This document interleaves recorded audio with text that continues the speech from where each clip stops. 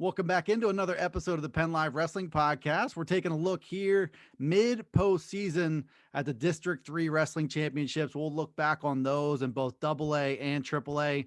Dustin Hawkinsmith here. Dave Hecker's with me to do all that. We're going to do that in the second half of the show this time around. We're starting off, though, with a special guest. Matt Repos from Central Dauphin, now a three-time District 3 champion, joins us here to kind of give us the lowdown. I want to start with that, Matt.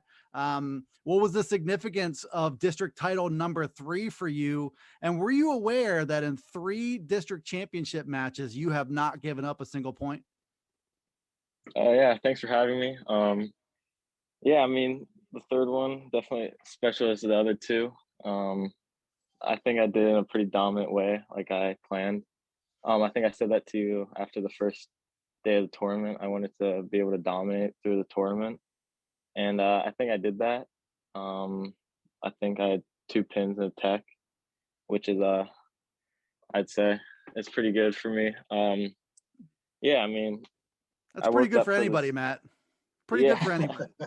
And I mean, you tech fault Ivan Vega from Spring Grove, who was not a bad wrestler in the finals. And it's not like you walked through a weak bracket. You just dominated a pretty good bracket, and you dominated a pretty good kid in the finals there. Yeah, I mean, I'm pretty good friends with all those kids in that bracket. I wrestled Vega and Fulton a couple times. So like they knew what was coming. I knew what was coming from them. Yeah, and it was just like, I don't know. I was just feeling different those 2 days. You know, Matt, even if we go back to last year, and I mean, Dustin and I even talked about this earlier this year, where last year, I think, you were at 32 last year, and I think like were a little, maybe, I don't want to say on the smaller side, but I feel like this year, man, you look every bit of 134 pounds, even, you're probably pulling down. Talk to me about the difference, where you were as compared to like last year, you know what I mean, as to, this year. Just talk to me a little bit about that. Yeah, so last year I chose to stay up at 126 instead of drop to 120. And okay, that's where it was at. All right. Yeah, and I think I did that because freshman year I cut a lot of weight to make 108, and I thought I'd try it the other way around, come my sophomore year.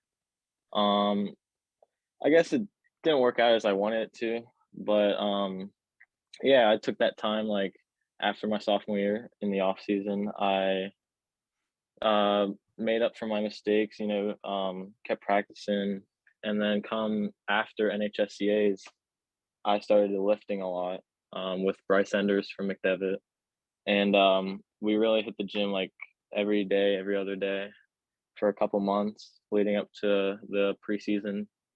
And I found myself weighing in at like probably like 150s area.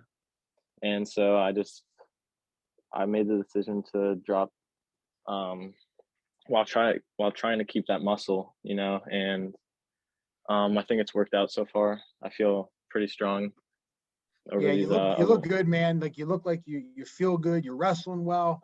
So whatever you did, whatever you're doing, keep doing it. And I just feel like this year, man, you look really good at that weight. And I feel like come 2 weeks, man, you're going to be ready to go and get after it. So. It's like Goldilocks and the Three Bears. It was like too much of a cut, not enough of a cut, and now you got to wait. You settle in, and it just looks right for you. And you looked really good this past weekend. I think to look back, there's not a lot of guys in the state who can look back on winning a state medal and come away from that bummed out. So like I think your perspective on that, like you still had a good solid year, and I know I talked to you about this, and while we're on the subject, just the mindset thing of being in a bracket of 8 wrestlers at the state tournament, walking into Giant Center, knowing that no matter what you did or didn't do, you're walking out of there with the state medal. I know that weighed on your head just a little bit, and I'm sure you're not the only one. Yeah, I mean, walking to the Giant Center, it's like more relieving kind of, and you're not at risk as much as you would be these other years. But I think that did kind of get in my head a little bit. I just expected to kind of whatever happens mentality, and I'm definitely not thinking of it like that this year. I'm going in, there's a risk that I come out with no medal or come out with a gold medal or any other medal, so yeah, I think that just it got to my head a little bit last year. Yeah, and then you wrestled Ty Kasak first round. That was the other part of it. There was no warm up. There was no knock the rust off because of all that. And I think because of the way things went at super regionals too, there was no way to just kind of ease into things. You just did a cannonball right into the pool. Yeah. So I mean, here we are, and I want to hit on your team a little bit because coming into this year, and even Coach Swags felt that this would be a little bit of a step down for Central Dauphin this year, and here we are, this last weekend, and Central Dauphin puts 4 in the finals, comes away with 3 champs, and find yourself in that second place, and which I think was a tremendous tournament for you guys.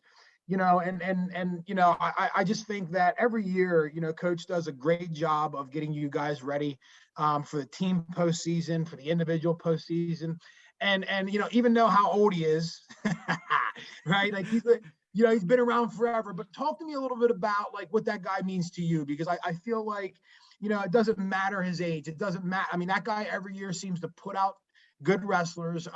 He has a great connection with his wrestlers. And, just talk to me a little bit about the impact that he's had on you. Yeah, I mean, Swags means the world to me. He's put me through a lot, and at the beginning of every season, like no matter how small the team is, how big it is, how weak we are, he always tells us to look up at the wall and that, like, to look at all those wrestlers that have come through this program, and that the expectation in the bar isn't going any lower, that like, it's staying right where it is and that we have to meet it. However we do it, we may have to surprise some people along the way. And yeah, Swags is just full of motivation. He motivates everyone in practice, pushes everyone. Do you wrestle him live? No, I don't. Do you think you could take him if you wrestled him live? Yeah, I think so. He's getting pretty old. I don't. God, I hope he listens to this, Well, I mean, does he know what a podcast is? Speaking of age, I mean, let's yeah. I mean, he might not even know what a computer is, let alone a podcast. We have to find a computer first. Look at you, Dave. You're not competing against Swags anymore, but you are taking the opportunity to get some digs in. I love it. Oh, I am. I have to. That's the only way I can get them now. That's right. Right.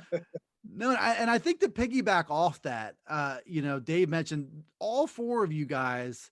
Like, I don't know about you. I mean, you've wrestled so well all year, but I think Liam, Flanagan, Ryan Garvik, and Ben Stewart all wrestled their best of the season. And I talked to Swags a little bit about what the approach was. Walk me through the practice week and what his approach was, because I think he mentioned basically he approached it as if he was the opposing head coach, and he had a unique challenge for each one of you.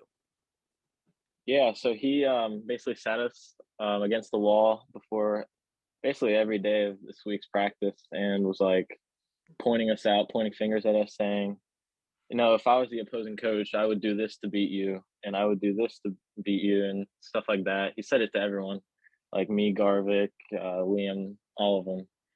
And it really got us like, like, how do you stop that kind of thing? And so we would work on stuff that he mentioned throughout this entire practice. We brought other teams in. I think we had Susquehanna in and LD and someone else. But yeah, it was just like a week full of hard practice, working on our flaws, what he thinks that we need to work on. And it paid off. What did he tell you yours was? He said to slow me down, I think, like on the neutral. And I think, the first things first, I would have told any of your opponents to maybe score a point first, and then we'll talk about beating Matt Repos.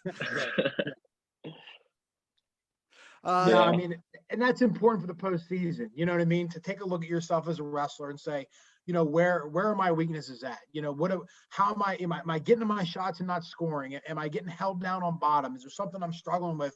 And to make those small adjustments, because the smallest adjustments can mean so much in wrestling, And I just think that you guys are really dialed in right now. And I think that you got, coach and coach's staff, you guys did a tremendous job of really peaking at the right time here this year. And like Dustin said, I would say, like, for, outside of you, I mean, looking at you and what you've done, I mean, I think, we kind of had you penciled in, but the other three guys, had a set of challenges in front of them and really answered the call. And had a great tournament this weekend. And it's one of those deals too, where, like, even though it's an individual tournament, when your teammates are rolling, you kind of feed off of each other. You know what I'm saying? And things just kind of happen and fall into place. And I felt like that was this year for you guys. I mean, starting off with Flanagan down below, and then, you, and then Ryan, and then Stu up top. It was, it was just, you saw that happening. And, coaches did a great job of preparing you guys. So now what's the plan here for states? Like, what do you talk to me about the next 2 weeks? What are you guys looking at doing? What are you looking at, working out here? So Swags was very generous and gave us today off.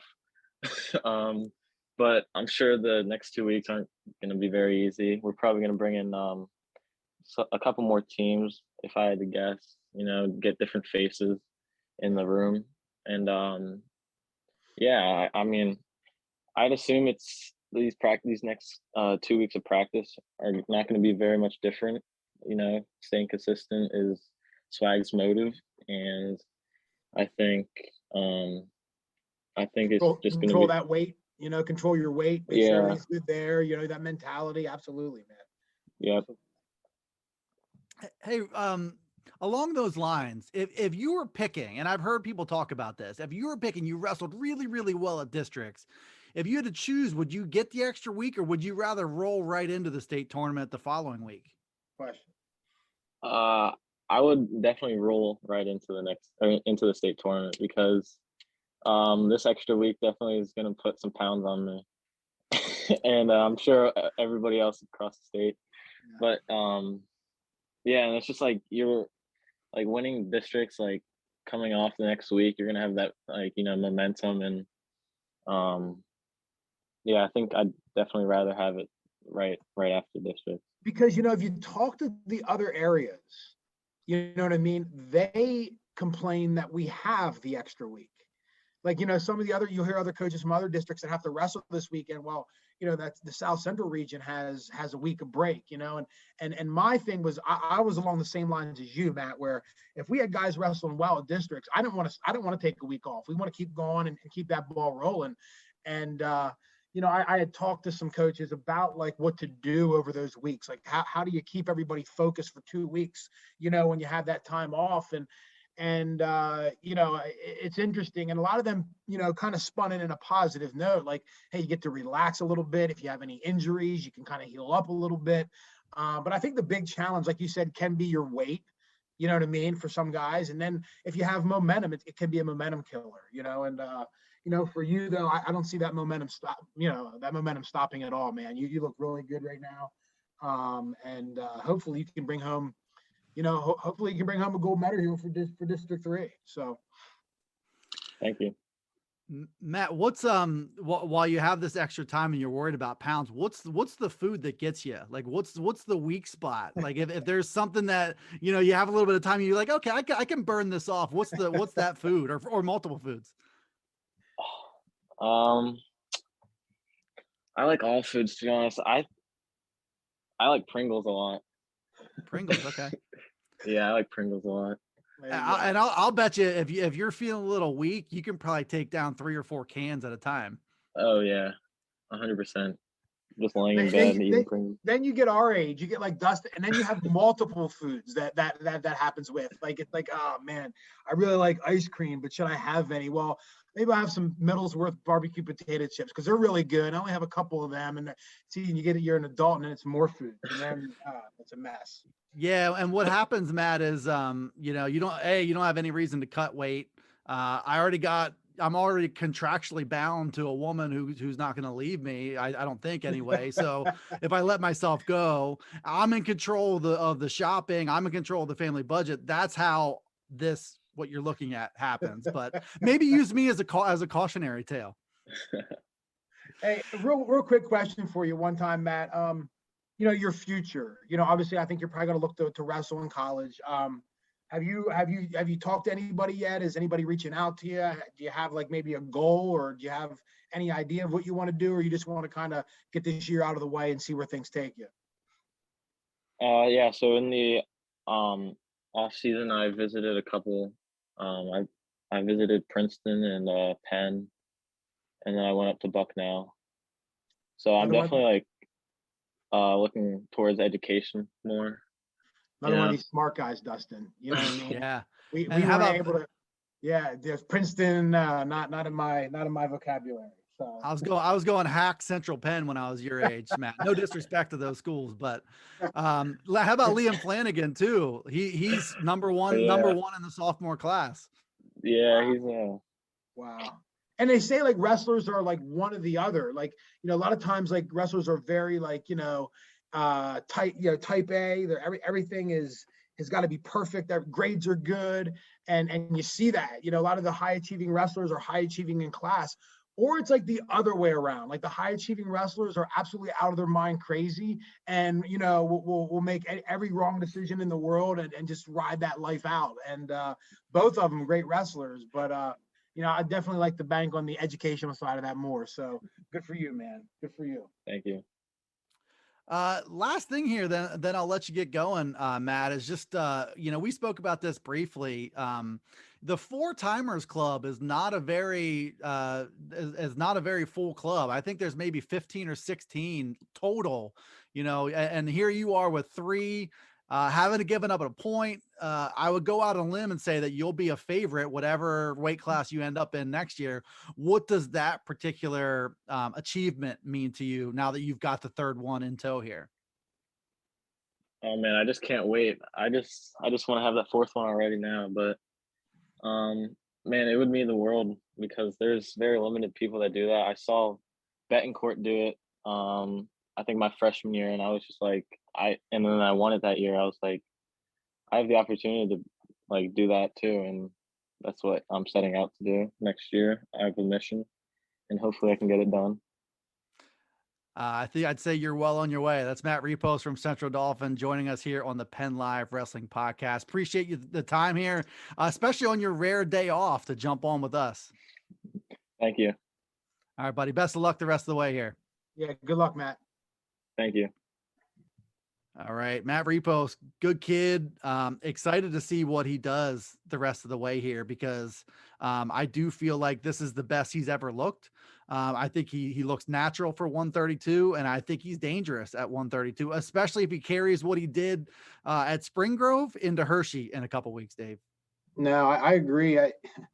Watching him wrestle all weekend, I feel like I watched, there's Repos, and I look away and I look back and it was over, and I just think, physically he looks good. From the podcast we just did, he sounds good. He sounds confident, and that's such a big part of it. And I'm excited here in 2 weeks to see how he does because, I think he is one of our hopefuls, for District 3. Hopefully he can get it done, but he's going to have to do some work and, nothing that he doesn't know already. But good kid, good student, and I'd like to see him bring home a gold medal for District 3. So, well, we'll go weight by weight through the AAA district tournament here in a little bit, but I wanted to kind of do the same thing in the AA tournament, which, I think if you look first at the team standings in that tournament, it kind of says it all about where things are. You had Boiling Springs wrestle a really, really good tournament. 4 champions, that's twice as many as anybody else. 177.5 team points. In second place, Bishop McDevitt with 177. And then West Perry coming in third there at 174. The 3 teams in District 3. And I think, you can kind of make a case, maybe the 3 most dominant teams in AA or AAA. Not saying like if they wrestled against AAA teams, but these were, I think, our 3 best teams from the district all in one place here. And the team standings kind of reflected that. Yeah. I mean, anytime you have a team race with the top 3 teams finishing within 3-4 points of each other. Yeah. I mean, that's pretty competitive. And where I feel like Boiling Springs won that was at 145 pounds with the Ian Wilson win over Guilfoyle. I mean, that was a huge win. I mean, Ian, came into, the tournament with, I think like a 30-15 record or 30 and something record, and then you had Guilfoyle as the 1 seed at 28-5. And did they wrestle earlier in the district finals? I feel like did they match up earlier this year? I can't remember if they did or not. I'll have to look that up. I can't remember if they did in the district finals or not, but I'll look it up. I feel like Guilfoyle beat him in the district team finals though, but I will verify that whenever you're talking again, because I tune you out. Yeah, I tune you out anyway. I might as well do something productive in the meantime. No, I mean, that's the one that stuck out to me, because at first glance, 100%. I would think Guilfoyle would win that weight, and and again, I give credit to Wilson who got it done there in the finals. But I mean, that's where that team tournament was won. And you go back to when you're taking team tournament and you're taking team scores, when you lose by a half a point, as a coach, you're going back over every match that you lost, or every point. You didn't get a major here, or you had a guy pinned and they didn't call it, or whatever it may be. But you know what?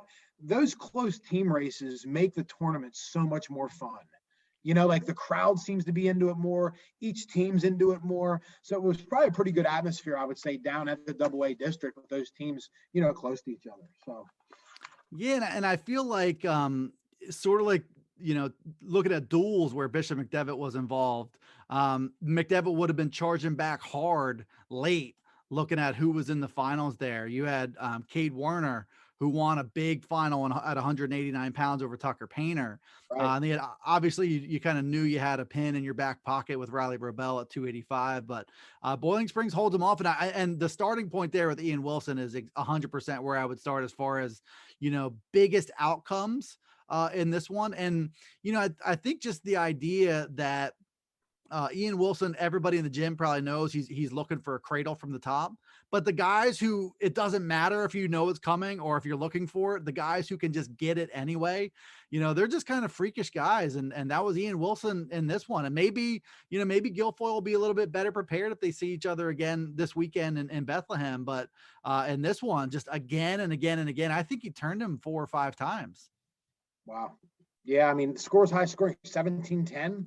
Yeah, the final score that bout was. So I mean, you had some points being thrown out there, so that high of a match. I mean, both guys had to, I would say, accumulate back points at some time, and I just that stuck out to me when I saw the team scores and all that bout right there was a big one. So looking down the line, so, Aaron Seidel from Northern Lebanon, the freshman, took care of business at 106. He had to work a bit for it. Major Lewis has really, really jumped levels from last year to this year. Devin Jackson, same deal, 113. Eric Howell from Lancaster Catholic lost the sectionals last week. He beat Jackson Rush from West Perry 3-0 in the finals there. And, just kind of, you're looking at this freshman who's early in his first postseason, and you got Eric Howell, who's done a lot of postseason wrestling. I kind of suspected that experience might make a difference in this one, but I think you can say that those first 3 weight classes were all kind of chalk there. 126 was an interesting one. And I think, Eli Bounds, after losing to Brennan Schisler from Bermudian Springs last week at sectionals, he lost a few matches down in the team postseason at Giant Center. So he got back on the horse in this one and won that 126 weight class. Good win for him. I think a good, nice dose of momentum going into the final 2 stages of the postseason too. I'm sure you've seen guys, veteran wrestlers who had taken some lumps to some good kids late, and then they're trying kind of on that journey to get back to where they felt like they were before. And that's what I think Eli Bounds did. Yeah, and I mean, I think that whenever Boiling Springs wrestles a good schedule, and they might have some losses, and it looks like they have a lot of losses, but some of their losses are some pretty darn good kids. And you go through the season and you're battle tested. Well, then you run into the postseason, and you know where you kind of stand, and you have confidence. I mean, you've wrestled good competition, and you just kind of take that and run with it. And that's the hope anyway as a coach, that your kids do, and it seems like Eli did that. Looking at 132, Christian Doy from Camp Hill, his first district title. All the postseason wrestling he's done, he'll be looking to get to his 3rd state tournament, which includes a super regional last year. Won a regional title last season, wins this one. He's wrestled Dom Caldwell from Susquehanna a lot, And I feel like he's beaten him, like 6 out of 7 or 7 out of 8 or something like that. Just a tough matchup for Dom. And this one was 3-1 in the final there. 138, Coben Carper. I don't know what else to say, except he continues to do the best wrestling of his life this year. Wins Not that a point class. scored against him. Yeah. From what I can tell, I mean, he pinned the first guy in 50 some seconds, and he tech falled 16-0 and won 5-0. So he didn't surrender a point in the district tournament. That's impressive. Yeah. And, I was at Panera doing my post district caffeination routine. I saw Pat Dugan there. I talked to him for a few minutes, and we were just talking about Coben and what's ahead, and a potential rematch with Ryan Crookham from Saucon Valley, who beat him 2-0 at Giant Center. And obviously Coben would like to do some scoring. They're going to go back to the drawing board and try to make some adjustments. I'm not sure if personally I see Coben Carper winning a matchup like that, but I thought it was really encouraging that he really hung with Crookham the first time around. And sometimes that happens. You wrestle guys real good, you give him a good test, and then that builds some confidence for you. I mean, not a lot of guys holding it within 2 points to Ryan Crookham, and I think Carper did that and says, hey, I can wrestle with anyone if I can wrestle with Crookham. And that's where he's at right now. And again, I'm excited to see how he, finishes out this year here next week and the following week at States, hopefully. So. How about Michael Dugan? Speaking of getting back on the horse at 152, rematch with Andrew Christie, who Dugan was leading him late in the district team finals, and Christie took him down and was able to cradle him for 2 near fall points to get a win. Dugan comes back and gets that revenge factor on him. Maybe a matchup that we see again this weekend too. 2 really good kids whose styles are different, and I think just make for a fun matchup either way. And I think in my mind, it's a coin flip every time they're going to wrestle. Yeah, it is, and I feel like it was good to see, because I feel like Michael start out the year on a pretty high note, and then some things started to happen that kind of maybe tested him a little bit. But you see here, I mean, he answered the bell a little bit, came back here, won a district title by, beating Christie. And, I like to see that, guys hit some lumps during the year and kind of persevere through that, and it makes them a little tougher, and then they come out at the end of the year and take what they've learned and get the job done. So it's good to see Michael do that. Gannon Smith from Newport took care of business in that 160-pound weight class. He went pin, including in the semifinals, Anthony Glester, who had wrestled him tough in the District 3 team tournament. Jagger Gray, some tough matchups along the way. He beats Lucas Lawler from McDevitt in the semifinals, and then he beats Gabe Davis from Berks Catholic 3-1. I don't think Jagger Gray is all that concerned about style points necessarily in some of these matchups. I think he's got that survive and advance thing down. He's tough to score on. He's just tough to beat. Yeah, I mean, there's dogs and cats in wrestling, and he's definitely a dog, man. And he, he'll grind and he stays in good position, hard to score on. He's physical. I hope that style keeps working for him here, and I think it can. I don't know who he has next week in his region, but he could see some matchups with some of these guys again. So, I'd like to see him punch his ticket either way. 189 pounds, Cade Warner, Tucker Painter, a matchup that I think those guys were looking forward to for a lot of the year. Cade Warner, when he is wrestling his best, I mean, he's capable of some big moves. He's just a dangerous kid, just a powerhouse. And then the contrast would be Tucker Painter, who's just super solid in every position, long and strong, and just and kind of poses a problem with his length. And it was a late takedown on this one. I think, just like I said with Christie and Dugan, if these guys wrestled 10 times, I would expect it to be pretty close to 5-5 after that. Yeah, and I actually heard that bout specifically, Painter was up 3-2. I'm saying with short time, 10 to 15 seconds to go in the match, got hit with his second stall to tie it up and got taken down to lose 5-3 at the last couple seconds. So, again, you could see that matchup again here next weekend, and but I expect both those guys to at least make some noise here next weekend at regionals. 215 pounds, no surprise there. A little bit of a surprise in terms of how the final 1 through 4 shook out, but Brad Morrison, he set such a high bar, Dave, that I'm always surprised that it's only a 7-2 win over Brody Klein from Berks Catholic. He was a pretty good kid as a sophomore, but not a lot of drama there as far as who was going to win that weight class from the jump. And then same is true with Riley Robel, who spent about a total of 105 seconds on the mat. 105 seconds that guy spent on the mat this weekend. 37, 27, 41. Yeah. And that might be the same come this weekend too, to be honest. Well, so the 285-pound weight class got a little bit of a shakeup with Austin Johnson from Muncie going up from 215 late. He lost in the District 4 finals to Emmanuel Ulrich, who I think Robel beat him once, maybe twice last year. I can't recall. So I think maybe the first indication that this 215-pound kid could struggle with some legitimate big boy size, right, which would obviously help Riley Robel. But this weekend, I think you've got 3 out of the top 4 heavyweights in the state at the Southeast Regional. So Riley's going to have some different competition, a couple guys who are coming up from 215 as well. So a popular strategy to try to, if you're a big 215, to take your chances at 285. I feel like I wouldn't want to take my chances with this 285. Yeah. Hey, there's a tree stump in the backyard. Okay. I want you to go lift it out of the ground. You know, you get 215 pounds, you can move well and all that, but remember, Riley Robel moves pretty darn well at 275, 280 pounds, and he can wrestle. So, and then I'm not saying, anything can happen. I have a lot of confidence in that guy, and I feel like, he's going to do some good things. And, hopefully he does get tested. It's good for the sport. And, always helps you refocus a little bit before the state tournament if you get tested and find some things to work on. But he's a force for sure. Let's segue into AAA here, which, we saw each other briefly on Saturday. So you took in all the finals there. And, first things first, Manheim Township, they had their group of, 5 or 6 special kids in their lineup.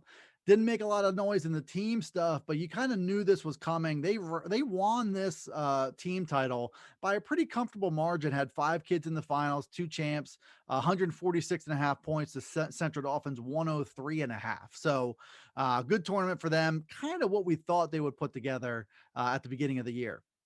Yeah. And even outside of some of their high achieving guys, like, for instance, their 106-pounder, that Malavi. He came through the tournament and won some matches for him and ended up placing 5th. So even though he's not qualifying, that even adds on to that team score. And where they're tough, they're tough. Plain and simple. And I'm excited to see how their guys do here, in a couple weeks at States. But they were impressive. I'll tell you, I ran into you at the bathroom. Okay. And I'm going to tell you what, is there anything in the world as putrid smelling as a men's bathroom at a wrestling tournament? It is the most ungodly smell. Unbelievable. Spot on. I will say that Spring Grove did some really quality maintenance on theirs though, because it wasn't like pass out bad. And also the thing that I find funny is, like, wrestling tournaments are unique because you got kids walking through there in the wrestling shoes. I saw some walking through in their socks, and you just picture them going back out and all that. But bathroom talk aside, as much as yeah. Like, how about the tournament they run? Those guys do just an awesome job with that tournament. Top notch. So you mentioned Spring Grove, so I just want to throw that out there. I think those guys do a great job, running that tournament. And I think that's why we're here. I think you've had people in this area, and I get it, who have grown accustomed to being at either Giant Center or Hershey Park Arena, having AA and AAA under one roof. I think, this is just kind of the modern times of running a high school wrestling tournament, is being in these gymnasiums instead. But why we're at Spring Grove is those guys won it. and they want to do a great job, and they pay attention to every detail. They were listening to me complain a little bit just about, I had some difficulties just with, getting a signal here or whatever. They want to do a great job. And I think their venue, it's just a really nice place with, I think just the right amount of seating, it seems like. Yep. And I know there were complaints in the past that it's a narrow gym. So if you're on one end, it's hard to see, what's going on all the way down the other. But if that's your primary complaint about the venue, I think it's in a pretty good spot. And, I think Spring Grove and their desire to do a really, really good job should mean that we're going to be there for, I don't know, the indefinite future. Right. I would say the same. Yeah. Yeah. Looking at we'll go down through weight class by weight class. We talked with Matt a little bit, but Liam Flanagan, the tournament that he put together, he was challenged to score from distance on his feet. And you saw right off the bat, first of all 4 kids from section 2 were in the semifinals. All 4 kids from section 2 occupied the top 4 spots here. I'm sorry. They occupied 3 out of the top 4. I'm sorry. Dean Hauser was the one that broke that up. But so Flanagan goes into overtime. First of all, he rides Dean Hauser after he ties the match 6-6, rides Dean Hauser for 85 seconds. And I'm always paying attention to that. What do? Do you try to preserve time for yourself, or do you go for the ride? He went for the ride. He got it, and then scored from distance in sudden victory to win that one. Put together a really, really good match against Marco Tacci from Warwick in the semifinals, and then an even better match to beat Jordan Williams from Hempfield, who beat him the previous week. Excellent tournament for Liam Flanagan. No, and again, like you see this little kid there, little sophomore, you get an interview, he has the glasses on, and at first glance, an eye test, he might not pass it right away, but I'm telling you what, he can wrestle, man. He's a tough kid, and a guy that I just feel like, keeps improving. I mean, from the beginning of the year to the end of the year, I mean, match by match just keeps getting better. So it's good to see that those young guys do well. And obviously as a sophomore guy, we're going to see back making noise again next year. Yeah, good to see him putting all the pieces together here in the postseason. He's another guy who, through the team championship stuff, had taken some losses in Hershey, and really talked about focusing on growing from those losses. And he certainly looked like he did. 113, some of the more dramatic stuff of the tournament was just watching Caden Williams go down the home stretch with Nico Tacci from Warwick. Tacci got him in sudden victory at sectionals. And I think just in general is kind of the little engine that that's going to give a kid like Caden Williams problems, who hasn't had to do a lot of full 6-minute wrestling so far this season. And he got pushed to his limits again. And where the booing came in was when he took injury time, to catch his breath a little bit. But otherwise, outside of that, he handled Tacci pretty well this time. He did. And you know what, for listeners, like, I don't like the booing of a high school kid. I mean, don't say anything. Don't cheer at all when he wins. Like, go the silent way. But I don't know, man. I mean, these kids are 15, 16 years old, and we sit in the stands as adults and criticize them for every bad action they make. And I mean, guys, they're 15, 16 years old. I mean, they're going to make mistakes. They're going to do stupid things. That's what kids do.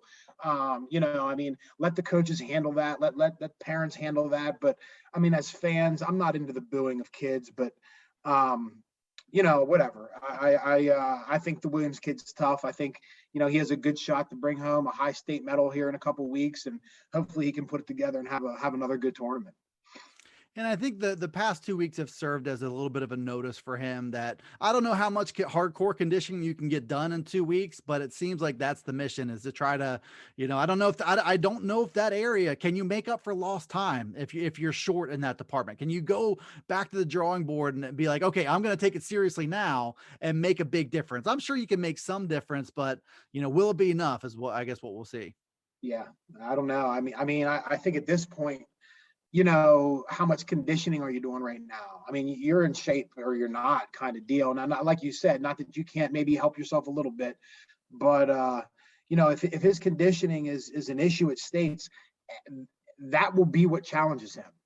At some point there's going to be a 113 pounder out there that's just as good as he is, that has the gas tank to go, and hopefully he can put it together here and get going. And you don't know. I mean, he could have been under the weather. He could have been a little, you don't know. So, but good luck to him, and hopefully he has a good week here in a couple of weeks.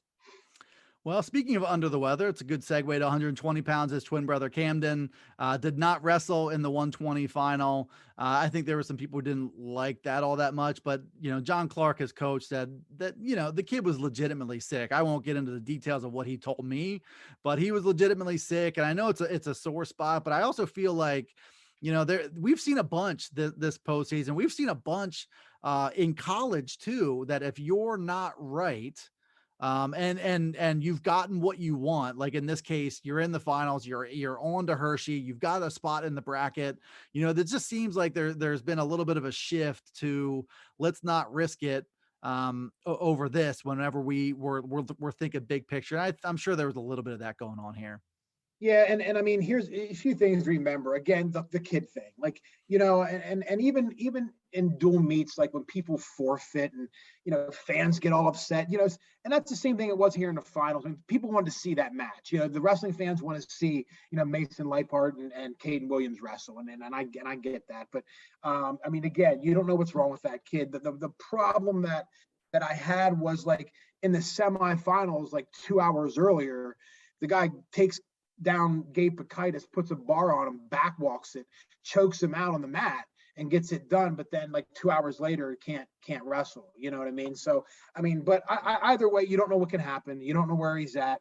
Again, I hope he gets it figured out, because let's be honest. I mean, both brothers can do some damage at States if they're in it and they're feeling good. So.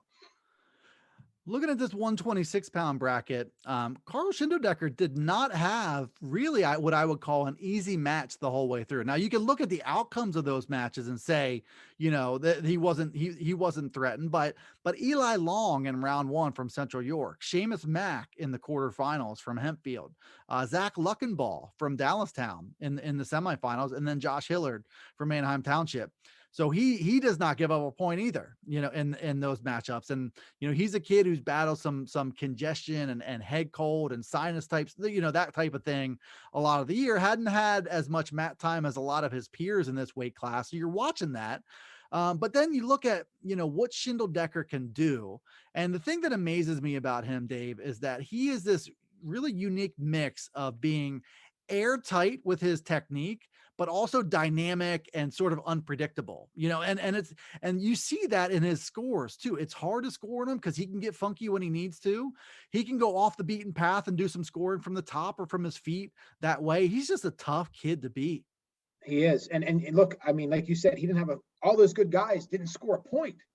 I mean, like first round 8-0, second round pin, third round 5-0, final 6-0.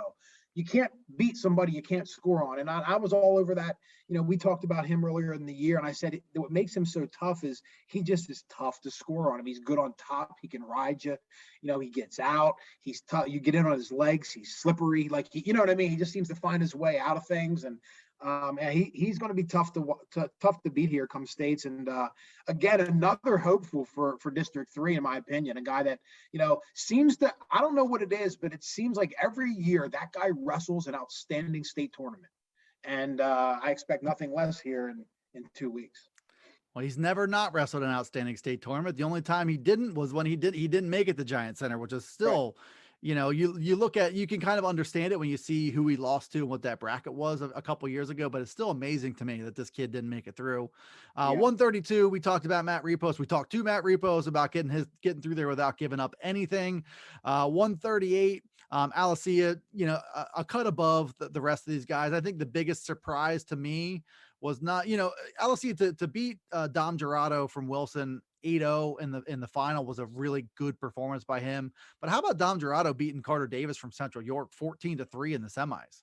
Yeah, that one kind of got out of hand a little bit for the Davis kid. I felt like, you know what I mean? He just kept putting himself in bad positions where Gerardo kept just catching him in different points and putting him on his back at different times, and it just kind of came untethered there for Davis. But you got to give credit to Gerardo.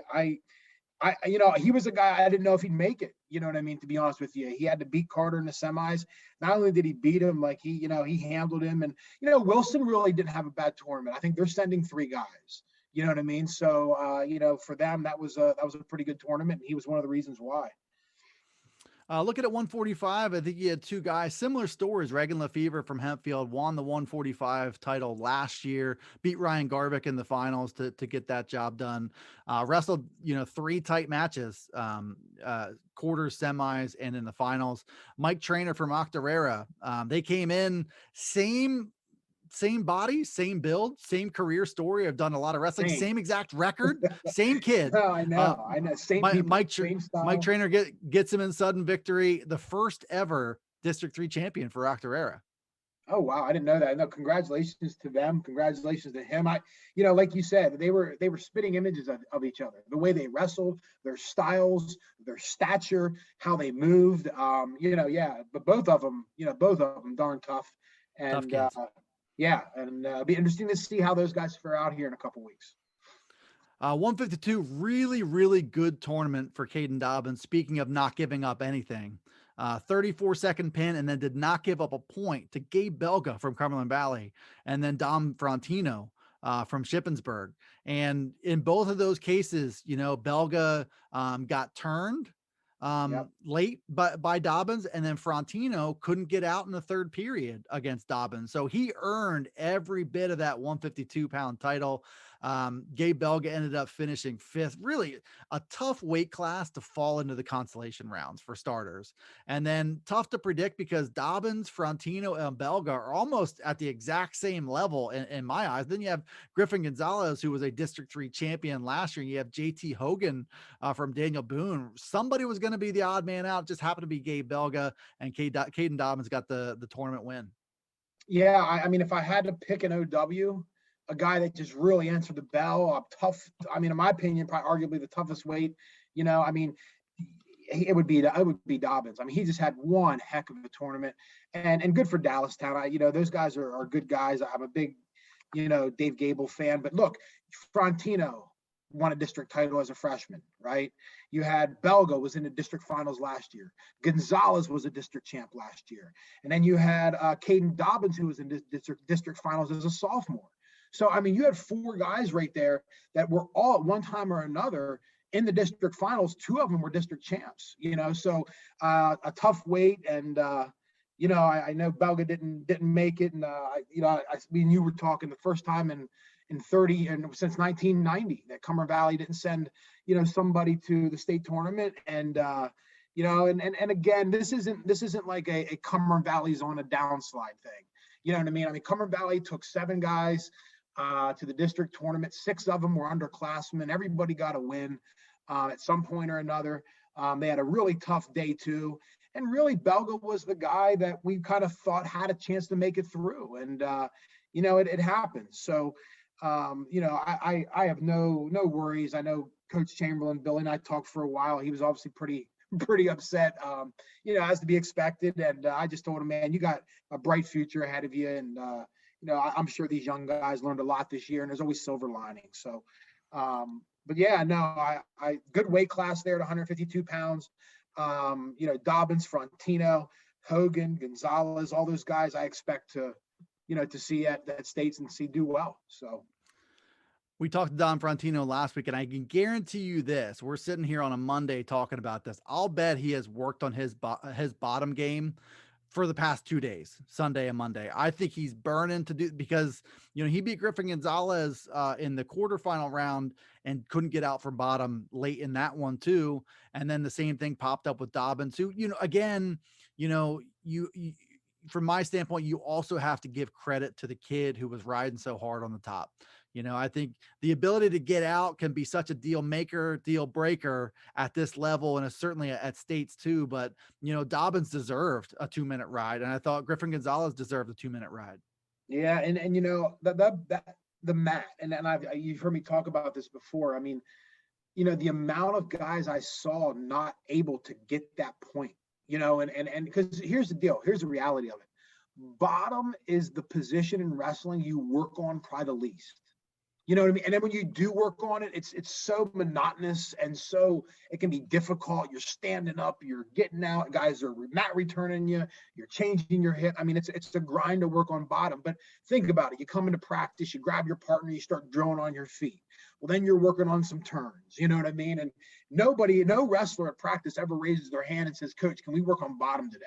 You know, so I feel like that bottom position is a position that gets worked on the least. And, you know, in my opinion, you could really tell this weekend that guys really struggled on bottom, you know what I mean? And if you want to win a state title, you have to be able to get off the bottom. You have to. And, you know, so I think I would agree with you. I think knowing Frontino, he would definitely be a guy that would be working on that here next couple.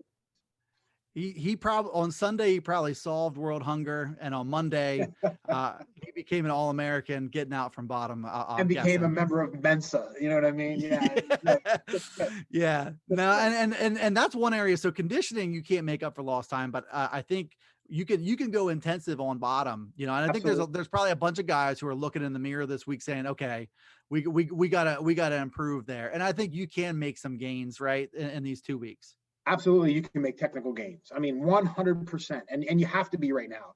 Like, you got to go back. You got to review the regional film. Like, almost like Matt was saying with Coach Swagger. Like, where are my weaknesses? What do I need to improve on? Am I getting the shots and not finishing? You know, am I not getting out on bottom? Am I not able to ride? And you got to work on that, because those small things make such a huge difference, especially come state tournament time. Look at 160 pounds, and we'll kind of go a little quicker through some of these weights here. But I don't want to blow past Ryan Garvik doing what he did there, because he was razor sharp. And, you know, I talked to Matt about Swaggart issuing a challenge for everybody. For Ryan Garvik, it was his feet. And it was him attacking and not waiting for his opponent to do the attacking first. And you saw, I think that he, you know, flipped the switch with his mentality. He beats a pretty good kid in Jonathan Rathman from Go-Calico in the quarterfinals, 8-0. And then he beats Jake Cherry, who's wrestled in a state tournament in the semifinals, beats him 11-0. And then Nick Nettleton, who won a 15-14 barn burner that somehow had about 30 stall calls in the semifinals. Bizarre. How's that happen? Don't even get me started. Don't even get me started. That's a different story for a different day, probably. But he beats Nettleton 3-1, really kind of in command of that one too. And I think just you know, for somebody who lost in the district finals last year, who I wanted to kind of see some evidence that he was a good fit at 160. I think I got all the evidence I personally needed out of this one. Yeah, he's another guy that just is great mat awareness. He can scramble well. You know, I was impressed with him as a freshman. You know what I mean? The way he, you know, battled from different positions, and you know, just tough. And again, like, I wasn't shocked that he won. I just think, you know, he did it in such a good fashion. And Nettleton's tough. I mean, that was a great final between those two. You know, they were physical and going after it. So it'll be interesting to see how Garvik and Nettleton, for that fact of the matter, does, you know, here this, you know, in 2 weeks. Garvik's tough, man. And I mean, I was impressed with him in middle school. You know what I'm saying? And the way he wrestled, things he did. And, you know, so it's no surprise to me that he won a district title as a sophomore. I just think the way he went through and the way he did it and against who he did it was pretty impressive. So looking at 172, Tucker Hogan from Daniel Boone. We saw some glimpses of him last year. And you want to talk about a guy who he's about my height. Like I'm a little under 6'1", so he's not obscenely tall, but his limbs are so long, Dave. And you saw that again. Yeah. Kevin Oliveria from Manheim Township takes bottom in the third period. 35 seconds into that period, he gets locked up and pinned. And it was the same story the whole way through. Coach's wishes, against his coach's instruction. You know what I mean? I mean, here you go. You know, listen, you know what I'm saying? I mean, your coaches are telling you to take neutral for a reason. He ignores them and goes down and gets packed 35 seconds into the third. You know, and that was a good bout. I was excited to see how that one was going to end, because at the time it was only like a 1 or 2 point match. Am I right? Or maybe even tie or something. It was a close bout. It was 2-0. I can't recall who was up 2-0, but Hogan had work to do in that third period, and Oliveria kind of helped him out. But, you know, I think I talked to Tucker Hogan about this afterwards, and you talk about the weapon that you have when the scouting report is out, that you don't want to take bottom on a kid. Oh, boy, man. Talk about having a big advantage in a match before it even starts. Yeah. You know, yeah. You said it, his length is just incredible. Man, he's tough. He's a sophomore. You know, how about this? Yeah. He's a sophomore. Okay. Brett Barbush, who's in the semifinals, is a junior. Olivari is a sophomore. Bartram's a sophomore. I mean, you have that weight class. The top three guys are all sophomores. And there were two seniors in the weight class, and neither of them would be what I would call a factor. Right. Nathaniel Kirshner from Conestoga Valley, who was 26 and 19, and a kid from Governor Mifflin, Cole Lang. Everybody else, especially some of these young guys, Isaiah Feeney is another one to keep an eye on. Mitchell Adams from Carlisle as a guy to keep an eye on with 3 more years ahead of him. So it's an interesting observation with that weight class. You don't expect them to be very young, but they were pretty young here, and they occupied the medal stand too. They did. Johnny Miller from Exeter kind of did what I thought. You talk about Repos being a cut above the rest of that 132-pound weight class. I felt the same way. No disrespect to anybody else, because Aiden Height has had an unbelievable end to the regular season, unbelievable start to the postseason. It's just hard to keep up with Johnny Miller, who majored him 9-1. Diesel Kozer from Shippensburg placed 4th, so he'll be headed to Giant Center too, which I'm happy for him. He's a kid who's made a lot of strides this year. Yeah, he is. And I just felt like that final, you saw Johnny Miller as a senior, wrestling Aiden Height as a sophomore. And I just felt as good as I think Aiden Height as improved as I think he has, been over here this year.